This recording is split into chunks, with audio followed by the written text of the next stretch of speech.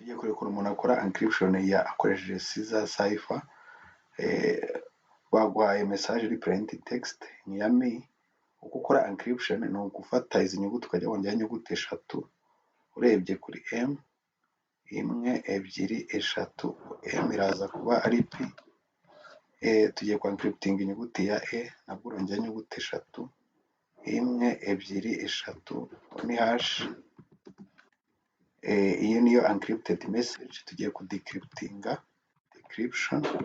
Decryption ni ukubona message bakoresheje ya nyayo. Ni ugufata encrypted message ugakuraho inyuguti eshatu. Turajya hano dukureho imwe, ebyiri, eshatu, imwe, ebyiri, eshatu. Ubwo turaza kubona ko ari M.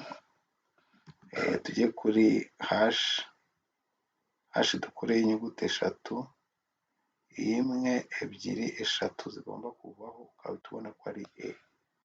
Uko niko bakora cipher. Uko niko bakora Caesar Cipher encryption. Urakoze.